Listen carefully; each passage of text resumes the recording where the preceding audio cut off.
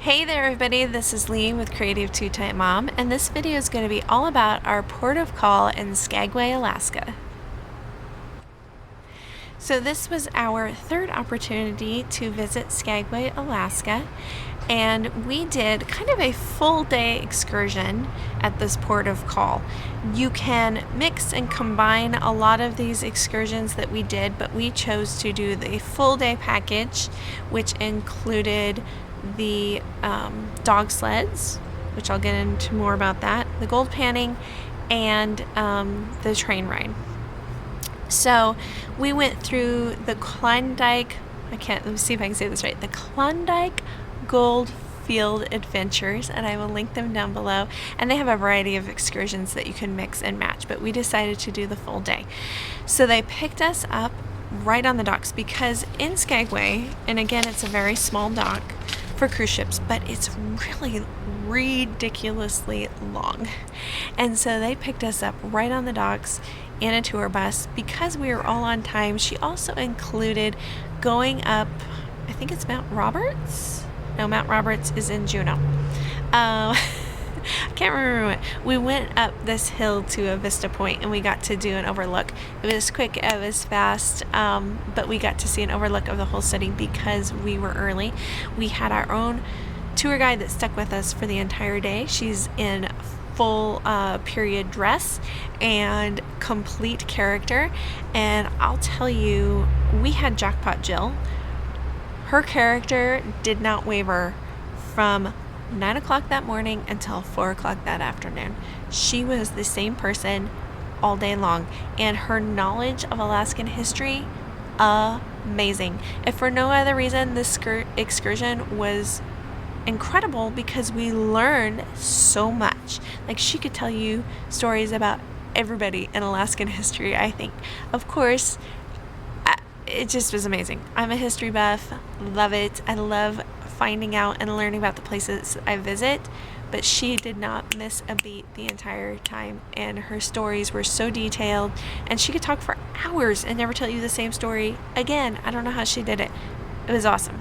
So then, after getting to do our little tag on Vista Point time, we went down, and they have this whole, it's a little corny, but it's this whole like village setup of a lot of the attractions and excursions that they do. So we went in, and they showed us a video about the Iditarod and how the whole thing started, what was the purpose, why dog sled racing, and that gives you a little bit of the history. And then we got to go out, and one of the guys who's actually run the dog sleds and done the Iditarod several times, he did a presentation where he talked about his sled and his suit and his dog food and everything he carries with him.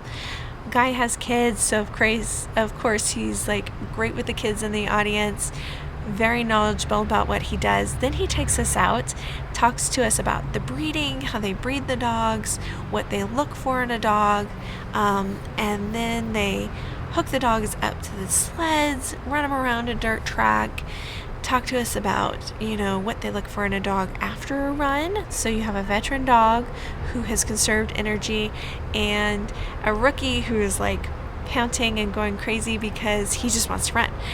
And then after that, we got to see the puppies, which who doesn't love seeing puppies? The kids got to hold them and everything, and you guys have seen tons of pictures and video of that. Even Lydia held one, and she hates dogs, so that was a highlight of that excursion for me. After the dog sleds, we went in, we did the gold panning. Of course, you have somebody come out in full character and tells you about how to gold pan, and of course you get gold because they've planted it in your dirt, and you do some gold panning, and they teach you how to do that. And then, because everything revolves around these cruise ships, you take your little vial of gold and you take it in. They try to sell you a pendant to put your gold in. Cute idea, but you know me, I'm super frugal, so we just came home with our little vials of gold. I think between the 5 of us we had almost $30, which was kind of cool. And then you go into like a concession stand because they're trying to sell you stuff. That was the one drawback to this full day long excursion. was that you are an excursion and it is jam-packed. You are going the whole time, going. You would think at some point you would kind of get a breather because it's a 7-hour excursion. You don't. You're going the whole time, and it costs extra to have lunch on the train. They provide a snack, but it's extra to have lunch on a train, and I thought, this is not going to be good. It actually ended up being fine. Our snack consisted of a package of crackers, a couple of the little prepackaged cheeses, like the Tillamook cheeses. There was a Milano cookie. And I want to say there was one other thing, which doesn't sound like a whole lot, but it ended up being fine. We did purchase popcorn and some of the larger, like, homemade cookies at the concession stand before we got on the train. But I think the snack ended up actually being okay. I was a little worried. With 3 kids, you hear snack after 7 hours. It's scary. So after the gold panning, we got back on our tour bus with our same tour guide, and she takes us over to the train ride. And the train ride, I want to say, was at least 3 hours. I think that ran from 1 in the afternoon till 4. And we go up the hill, and you think being on a train for 3 hours, you're like, oh, can I do that? My kids and my husband and I were so engaged that entire time. It's just gorgeous. And again, the history keeps coming, and they tell you why this train track was important and how it came to be and the hardships of getting it through, and knowing that at the time that was just a very small fraction of the path that they took into White Pass. So up at the top, we got to actually cross over into Canada, just barely cross over the line. You do not need a passport for that because you don't actually disembark from the train. They just turn you around and you head back down the hill. And it, again, is just amazing. The scenery is breathtaking. The history is crazy to hear what these people went through in their search for gold. Takes you back down the hill, and then that is the end of your excursion. Definitely well worth the trip.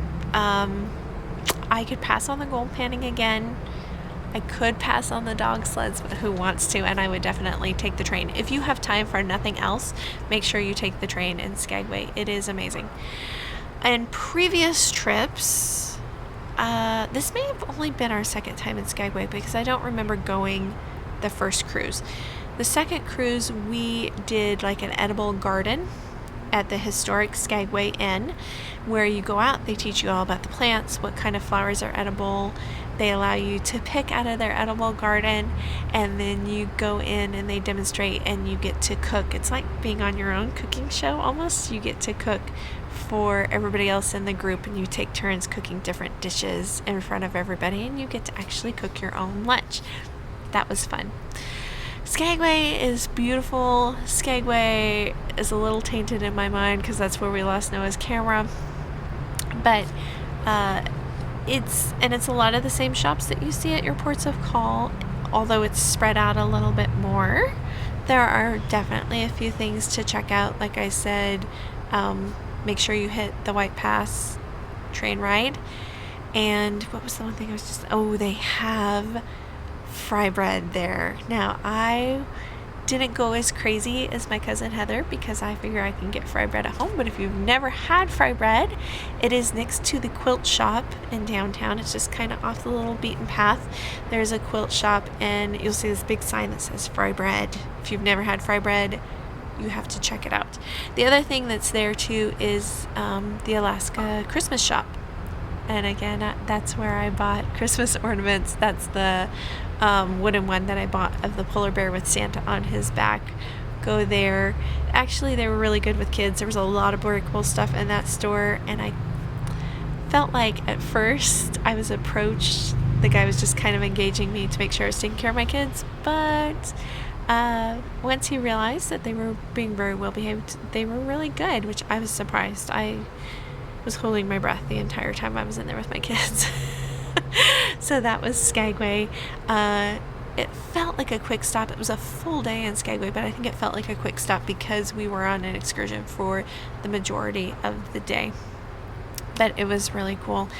I cannot recommend that train ride highly enough. I will link down below the group that we did our excursion with, and I hope you will go check them out on your next cruise to Alaska.